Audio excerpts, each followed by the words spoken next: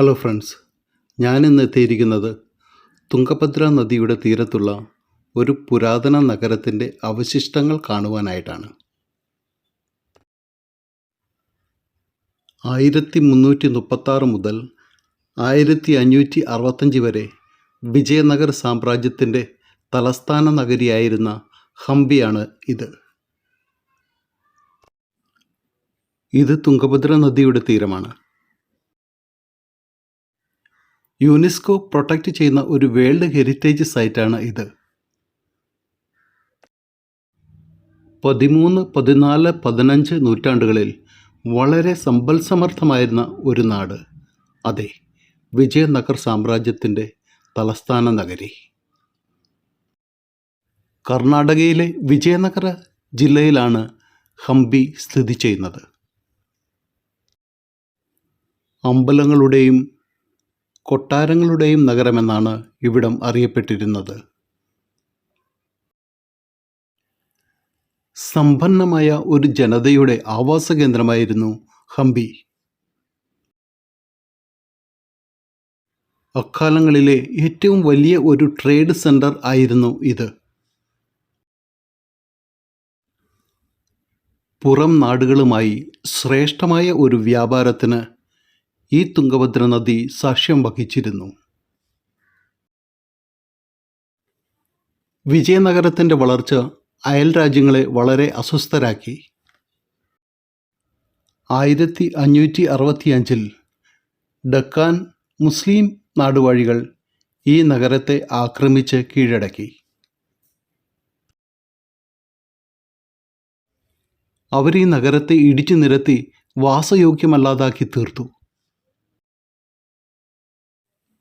19-ാം നൂറ്റാണ്ടിൽ archaeological study centre ഈ സ്ഥലം ഏറ്റെടുക്കും വരെ ഇവിടം അനാഥമായി കിടന്നു.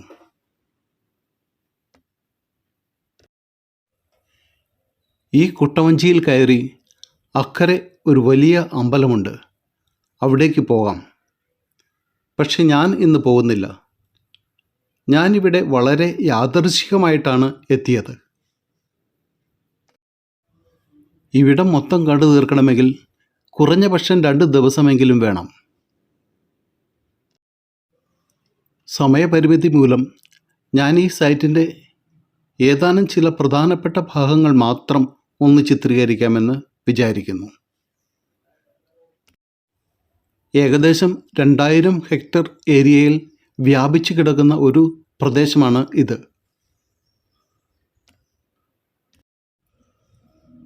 ഹംപിയുടെ ഏറ്റവും അടുത്ത ടൗൺ ഹോസ്പെറ്റാണ്. ഹോസ്പെറ്റിന് ഇവിടെ നിന്ന് ഏകദേശം 13 കിലോമീറ്റർ ദൂരമുണ്ട്. ഹോസ്പെറ്റിൽ നിന്നും ധാരാളം ബസ്സുകൾ ഇങ്ങോട്ട് സർവീസ് നടത്തുന്നുണ്ട്. ഹംപിയുടെ ചരിത്രം നല്ലവണ്ണം അറിയണമെന്നുള്ളവർക്ക് ഇവിടെ ഗൈഡുകളെ കിട്ടും. ഇവിടം മൊത്തമായിട്ട് അമ്പലങ്ങളുടെയും കൊട്ടാരങ്ങളുടെയും അവശിഷ്ടങ്ങളാണ്. നമ്മൾ ചുമ്മാ വന്ന് കണ്ടു കഴിഞ്ഞാൽ ഒന്നും മനസ്സിലാവുകയില്ല.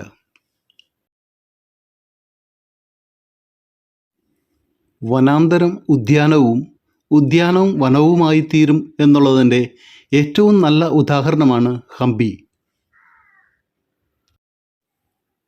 എവിടെ നോക്കിയാലും കൽക്കൂനകളുടെ ശവപ്പറമ്പാണ് നമുക്ക് കാണുവാൻ കഴിയുന്നത്. ഹോസ്പെറ്റാണ് ഹംപിക്ക് ഏറ്റവും അടുത്ത റെയിൽവേ സ്റ്റേഷൻ. മുംബൈയിൽ നിന്നും ബാംഗ്ലൂരിൽ നിന്നും ഇങ്ങോട്ട് ട്രെയിൻ കിട്ടും. ഹോസ്പെറ്റിൽ നിന്നും 13 കിലോമീറ്റർ ദൂരത്തായിട്ടാണ് ഹംപി ഉള്ളത്. ബെല്ലേരി എയർപോർട്ടാണ് ഇതിന് ഏറ്റവും അടുത്തുള്ള എയർപോർട്ട്. ഏകദേശം 60 കിലോമീറ്റർ ദൂരമുണ്ട്.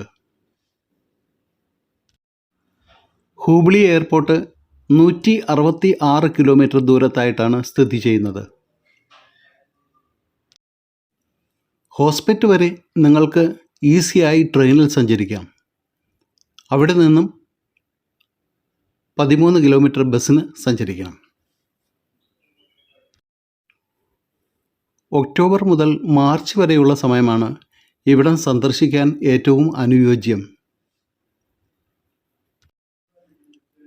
ഹംപി വളരെ പുരാതനമായ ഒരു നഗരമാണ്.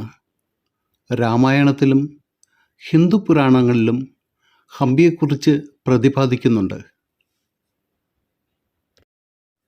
വെള്ളത്തൊലിയുള്ള ഈ മരം രാത്രികാലങ്ങളിൽ പ്രേതങ്ങളെപ്പോലെ തിളങ്ങും എന്നാണ് പറയപ്പെടുന്നത്. ഇതിവിടുത്തെ ഏറ്റവും പ്രസിദ്ധമായ നരസിംഹ ടെമ്പിളാണ്.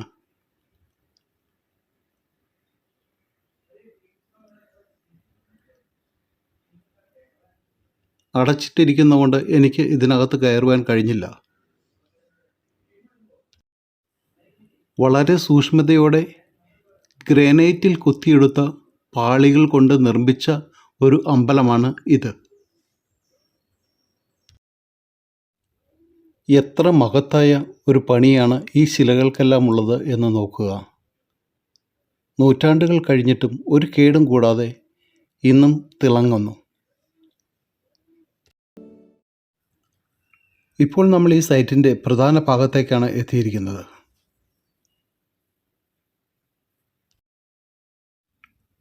ഇവിടം വളരെ വിശാലമാണ്. ഇവിടെ പ്രവേശിക്കാൻ ടിക്കറ്റ് എടുക്കണം. 40 രൂപയാണ് ചാർജ്. ഇതാണ് മെയിൻ ഗേറ്റ്. ഈ ശില വളരെ പ്രസിദ്ധമാണ്. നിങ്ങൾ എവിടെയെങ്കിലും കണ്ടതായിട്ട് ഓർക്കുന്നുണ്ടോ? ഈ രഥത്തിൻ്റെ ചിത്രമാണ് നമ്മുടെ പുതിയ 50 രൂപ നോട്ടിൽ ഉള്ളത്. കല്ലിൽ കൊത്തിയുണ്ടാക്കിയ ഒരു രഥത്തിൻ്റെ രൂപമാണിത്.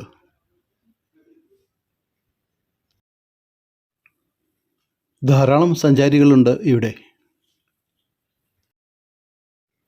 ഈ രഥത്തിൻ്റെ മുമ്പിൽ നിന്നുകൊണ്ട് 50 രൂപ നോട്ട് പിടിച്ച് ചിത്രമെടുക്കുന്നത് ഇപ്പോൾ ഒരു ട്രെൻഡ് ആണ്. 2 വിദേശികൾ നമ്മുടെ 50 രൂപ നോട്ട് പിടിച്ചുകൊണ്ട് ചിത്രമെടുക്കുന്നു. 50 രൂപ നോട്ട് എൻ്റെ കയ്യിലില്ല. എന്നാലും ഞാൻ ഒരു ഫോട്ടോയ്ക്ക് പോസ്റ്റ് ചെയ്തു. ചിത്രശില പാളികൾ കൊണ്ടൊരു ശ്രീകോവിലകം. ഇദ്ദേഹത്തിൻ്റെ പേര് തുഷാർ. മെഡിക്കൽ സ്റ്റുഡൻ്റാണ്. ഇദ്ദേഹമാണ് എന്നെ ഇന്നിവിടെ വരാൻ പ്രേരിപ്പിച്ചത്. ഇതിൻ്റെ വർക്ക് തേക്കൂ, എത്ര ഫിനിഷിങ്ങാ അല്ലേ! ഇതൊരു വേൾഡ് ക്ലാസ് ശില്പം തന്നെയാണ്.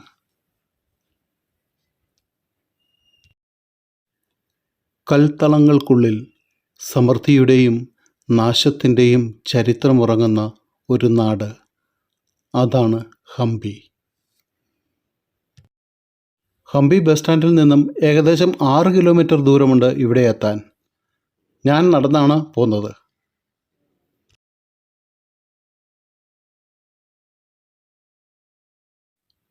നടന്നു വന്നാൽ നമുക്കിതെല്ലാം കണ്ടുപോരാം.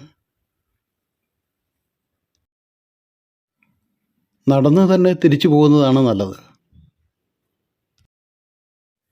ഇവിടെ ഇലക്ട്രിക് ഓട്ടോറിക്ഷകളുണ്ട്. അതിന് 10 രൂപ കൊടുത്താൽ നിങ്ങളെ സൈറ്റിന് പുറത്ത് വരെ എത്തിക്കും. അവിടെ നിന്നും ഓട്ടോയ്ക്ക് പോകണം. ബസ് സ്റ്റാൻഡ് വരെ 300 രൂപയാണ് ഓട്ടോ ചാർജ്. വീഡിയോ ഇഷ്ടമായെങ്കിൽ ഒന്ന് ലൈക്ക് ചെയ്യുമല്ലോ. നിങ്ങളുടെ കൂട്ടുകാർക്ക് കൂടി ഒന്ന് ഷെയർ ചെയ്ത് കൊടുത്തേക്കുക. പുതിയ വീഡിയോകളുമായി വീണ്ടും കണ്ടുമുട്ടാം. Thank you for watching this video. എൻ്റെ ചാനൽ സബ്സ്ക്രൈബ് ചെയ്തിട്ടില്ലെങ്കിൽ സബ്സ്ക്രൈബ് ചെയ്യുവാൻ മടിക്കരുതേ. Thank you.